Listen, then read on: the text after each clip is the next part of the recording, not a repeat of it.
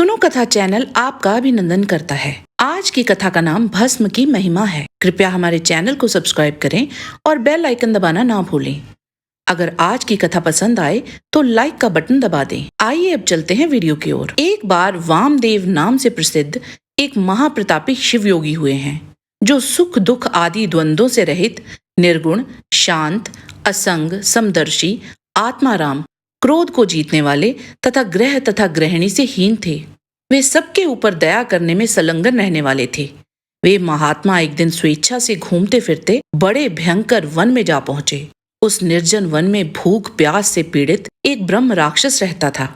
वामदेव जी को देखकर उन्हें खा जाने के लिए वो राक्षस उनकी ओर दौड़ा। उसे आते देख योगीश्वर वामदेव जी तनिक भी विचलित नहीं हुए। उस घोर ब्रह्म राक्षस ने बड़े वेग से आकर उन्हें पकड़ लिया, पर वामदेव जी के अंगों का स्पर्श होते ही उसकी सारी पाप राशि तत्काल ही नष्ट हो गई और उसे अपने पूर्व जन्म का स्मरण हो आया।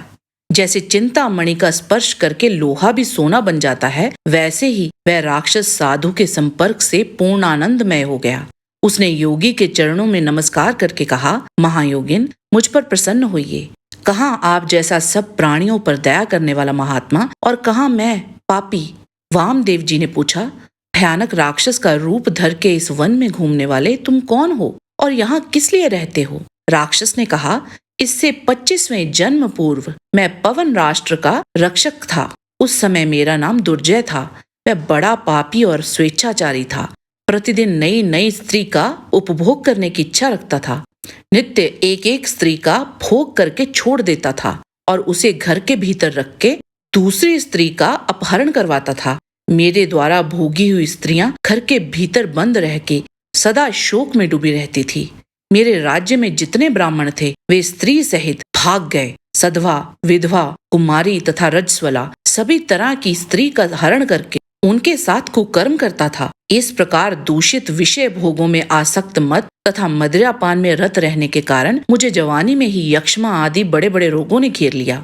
मंत्रियों और सेवकों ने मुझे त्याग दिया। अंत में अपने ही कुकर्म के कारण मैं मर गया। जो मनुष्य धर्म से भ्रष्ट हो जाता है उसकी आयु कम हो जाती है, अयश बढ़ता है और भाग्य क्षीण हो जाता है। वह अत्यंत दुर्गति में पड़ता है और उसके पूर्वज पितृ स्वर्ग से गिर जाते हैं। मृत्यु के पश्चात यमराज के दूत मुझे यमलोक ले गए। वहां मैं भयंकर नर्क कुंड में डाल दिया गया। उस नर्क कुंड में यमदूतों से पीड़ित होकर मुझे 30,000 वर्षों तक रहना पड़ा। तदंतर बचे हुए पाप के फल से मैं निर्जन वन में भूख प्यास से विकल पिशाच हुआ। पिशाच योनि में मैंने 100 दिव्य वर्ष बिताए। फिर मैं दूसरे जन्म में व्याघ्र, तीसरे में अजगर, चौथे में भेड़िया, 5वें में सुअर, 6ठे में गिरगिट, 7वें में कुत्ता, 8वें में सियार, 9वें में गव्य, 10वें में मृग, 11वें में वानर, 12वें में गीद, 13वें में नेवला, 14वें में कौआ, 15वें में रीछ, 16वें में वन मुर्गा, 17वें में गधा, 18वें में विलाव, 19वें में मेंढक,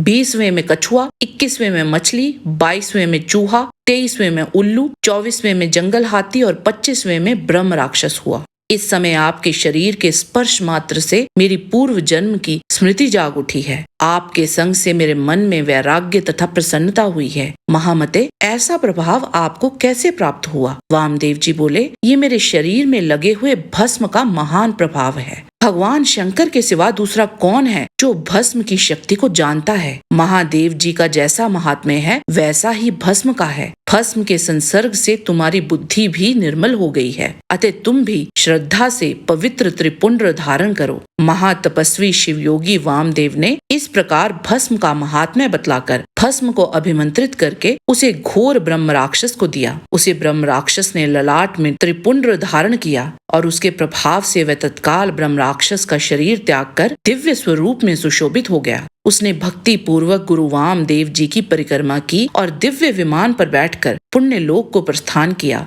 महायोगी वामदेव साक्षात शिव की ही भांति पुण्य संसार में भ्रमण करने लगे। जय भोले भंडारी भगवान शिव की हम सबको उनकी कृपा प्राप्त हो। हमें पूरी उम्मीद है कि आपको आज की कथा पसंद आई होगी। कृपया इसे लाइक और चैनल को सब्सक्राइब अवश्य करें। हम आपके आभारी होंगे। आपसे फिर मिलेंगे एक और कथा के साथ। किसी भी प्रकार की त्रुटि के लिए आपसे क्षमा याचना के साथ आपसे निवेदन है कि परम पिता परमात्मा को मन में धारण करें और बोलें, वैदिक सनातन धर्म की जय।